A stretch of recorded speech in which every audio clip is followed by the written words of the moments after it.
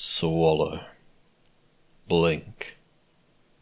A deep breath, the loudest sound she'll make all day. The one that will never be heard. Well, only by her with the midnight coat. Every day continues. Nothing looks wrong to the average pony, and why would it? They aren't very observant to begin with. They notice nothing.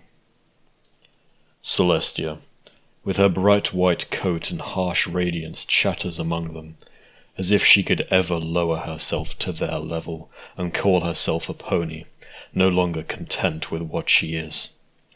She tries to forget, and Luna tries to talk. It's simple, right? Think of what to say. Open her mouth. Speak. Keep her voice level, steady, and audible. Only it wasn't simple. Don't talk became can't talk. Her mind swarmed with details of the everyday, all the little sorrows and joys that bathed in the air around her. Everything sparkled like glass, so obvious, unlike her, noticeable. Each day was brighter, each night shunned even more. Each star a curse. Mouth open, that was Celestia. Talk, talk, talking, smiling, welcoming, whatever they wanted her to be. She was the sun. And she burned. It wasn't that Luna didn't know what to say as hallways passed her eyes, and another pony passed her like a ghost.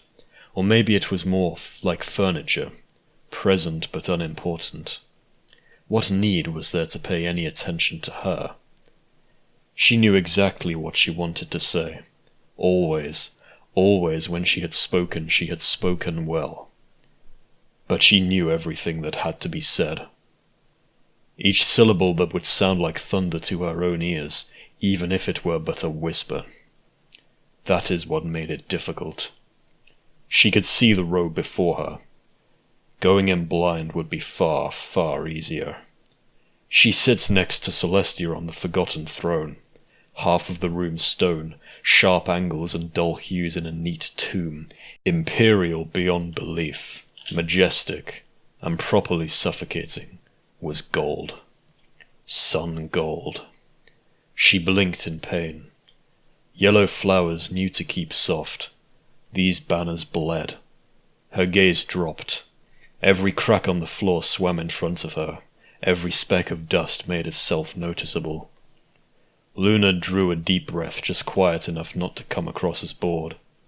The noble droned on, ill-chosen words falling from his lips and cluttering the air with their meaningless. Each utterance was hollow. Every pony stood on the side of gold, the only one they could see. They nodded, jewels gaudy. Celestia gave the noble a smile. He must have said something she liked. Luna's mind dipped beyond noise, her face a comforting stoic look, always thinking. She was surrounded by ponies, alone. Alone was but a different way to spell peace for this dark mare. She shifted quietly in her seat, 4 hooves in front of her, slouching slightly. Luna looked. Distant, contemplative, maybe bored. Her mind screamed as she watched the mouth of the noble move. Each of his words was wasted, wasted, wasted. Celestia complimented his presentation, a mask of seriousness overtaking her purse-lipped smile before she allowed it to widen again. Luna wanted to cut the strings her sister has burrowed into herself. Blue eyes went unnoticed as they watched the next noble enter, the cacophony of clinks and ill-spent phrases and practiced greetings dropping to the ground before he even entered the room. The walls echo with their worthlessness. Luna's stare widens. She's completely forgotten now, eyes boring into Celestia. She does not hide their horror, raw and tearing. Celestia gives a kindly smile, veils of subject-centric thoughts narrowing her vision as she is unaware of her shadow's distress, misery, panic. After all, is it not the princesses, pretty, loved, popular, following the cues to make sacrifices? Luna watched as her sister bravely sacrifices the good of one for the mewling, silk-clad idiot's attention before her. One over many. It's the sun's way.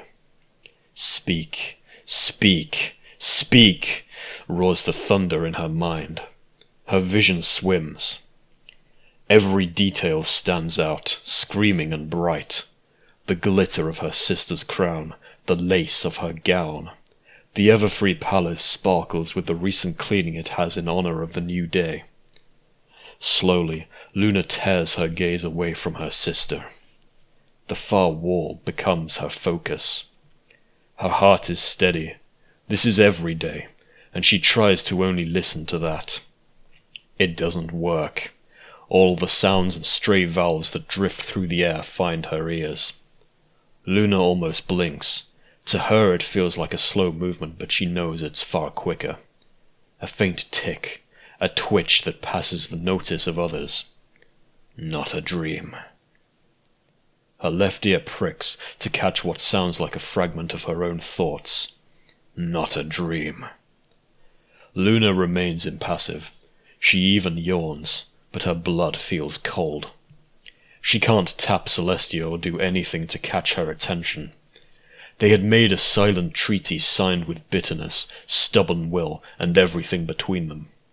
Luna still remembers the sound of the screams in their last fight that tore at the mere scraps their relationship had been in then.